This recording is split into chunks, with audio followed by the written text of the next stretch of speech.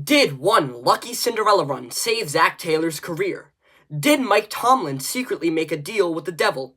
And was Mike McDaniels really vaping on the sideline? All these questions and more, except the last one, will be answered today in our video. Hello viewers, welcome back to the channel. And today we will be discussing 5 coaches who are currently on the hot seat. Without further ado, alright, so the first coach we're going to be talking about is none other than the Miami Dolphins' Mike McDaniels. Now, the Dolphins are in an interesting spot, as they haven't won a playoff game since 2000, meaning they really haven't won a playoff game in this century, because, that was really the 1999 season. So, the Dolphins are a little bit behind.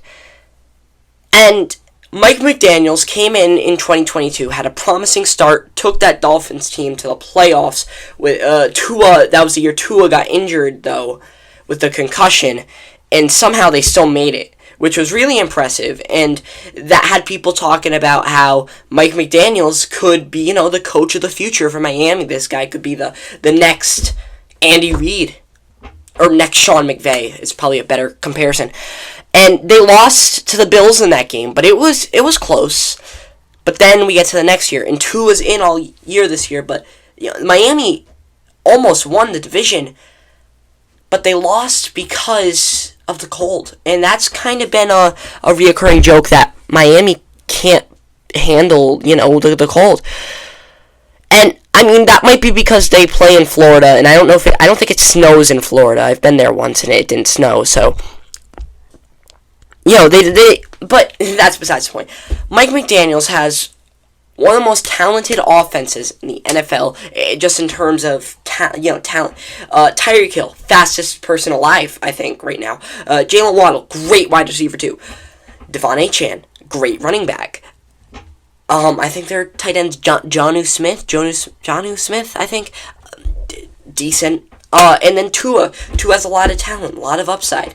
He gets injured a lot, but when he's not injured, he's playing great. As you've seen, he did really well in that 2023 year when he was healthy all year. I think he led the league in yards or passer rating or completion, something. He led the league in a stat, and that is huge.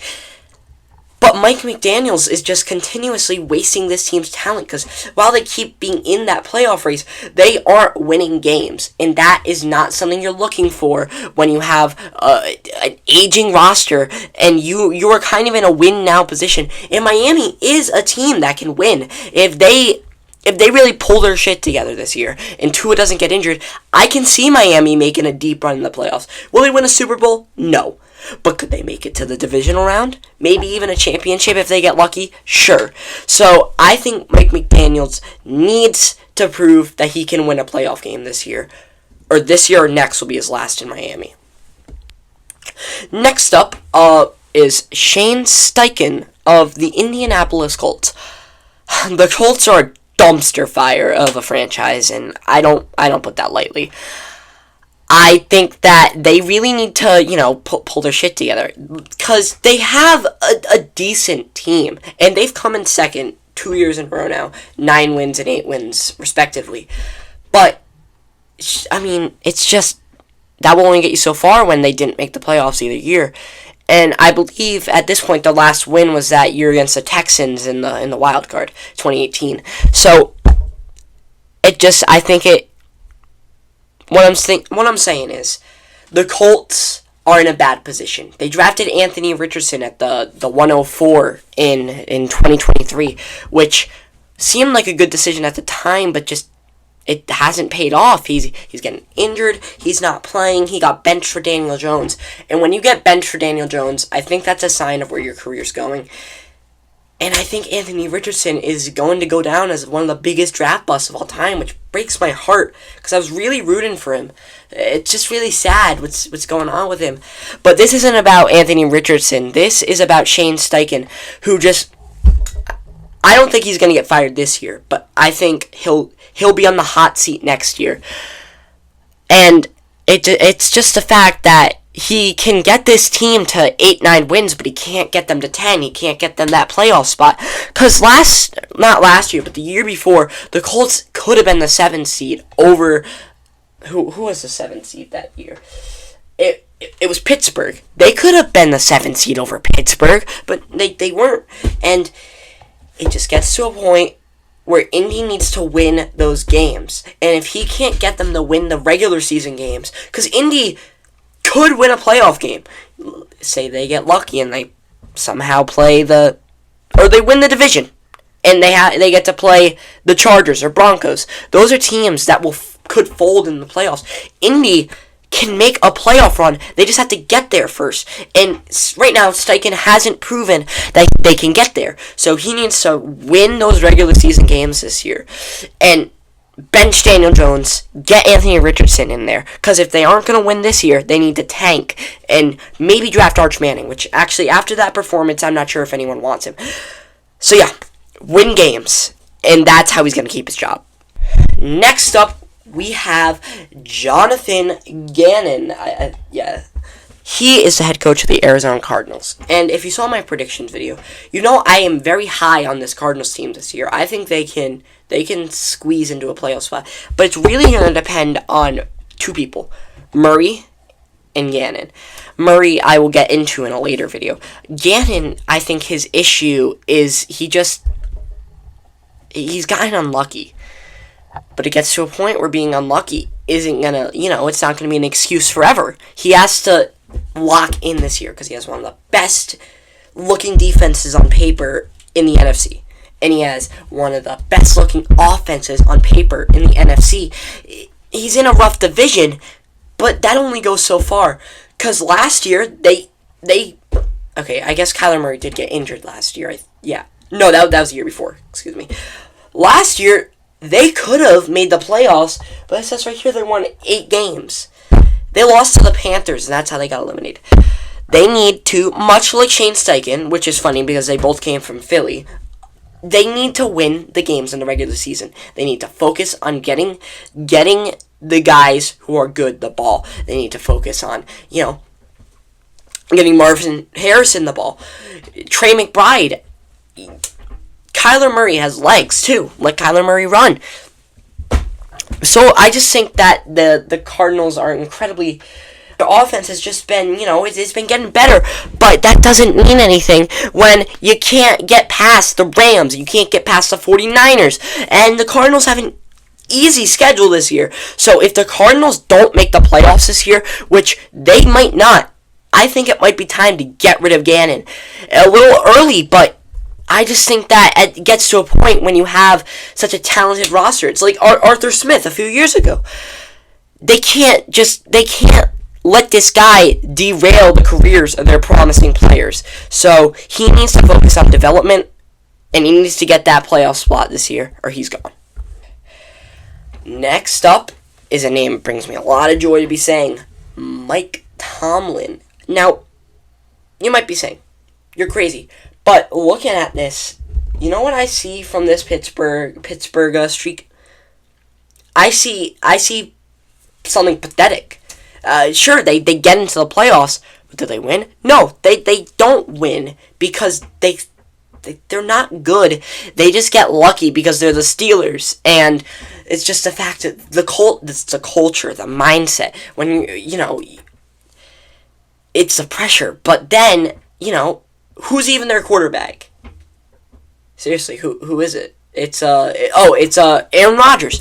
Aaron Rodgers has that mindset. So the Steelers are probably going to win 9-10 games this year, and they're going to get into that 7 seed, get absolutely destroyed by like Buffalo, KC, or Baltimore, or Cincinnati, and it's going to repeat over and over. And Mike Tomlin isn't a guy who I'm saying needs to be fired, but I'm saying he needs to be fired, if you get what I'm saying, because they are just going to be in a cycle of winning season, playoff disappointment. Winning season, playoff disappointment. And they have one of the most talented rosters in the NFL.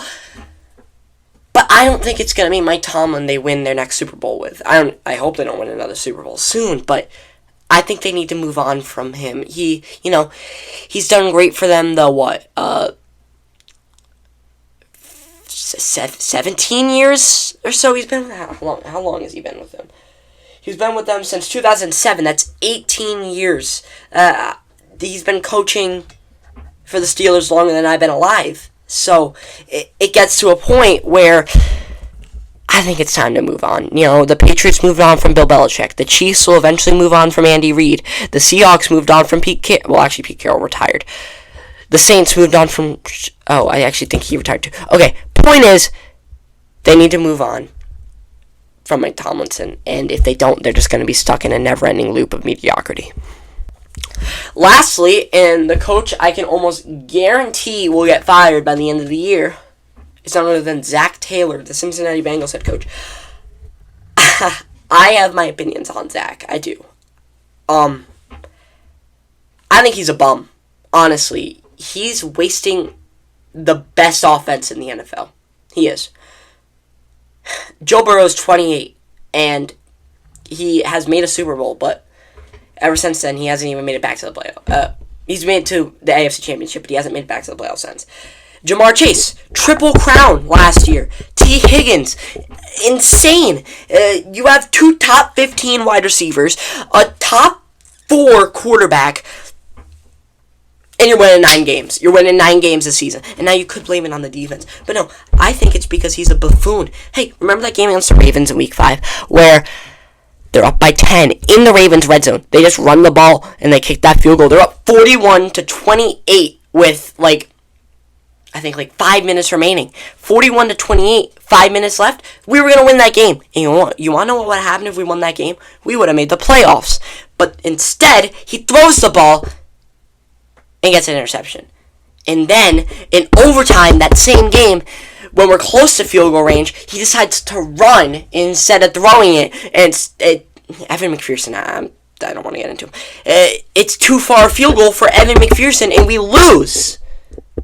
It's his fault that the Bengals keep coming up short in these big games because he can't make the decisions. And this might be because I'm done. I'm sick of watching my favorite team lose heartbreakingly every week. But I can't stand for the fact that we have an absolute buffoon as our coach. So I think Zac Taylor needs to get fired. Now, if we win the Super Bowl this year, fine. Fine, he can stay for a few more years. But if we don't make the playoffs, he's getting fired. But if we make the AFC Championship divisional, he's gonna get another year. And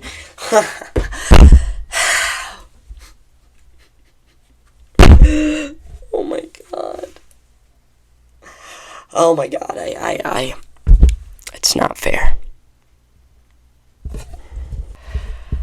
Well, that was all.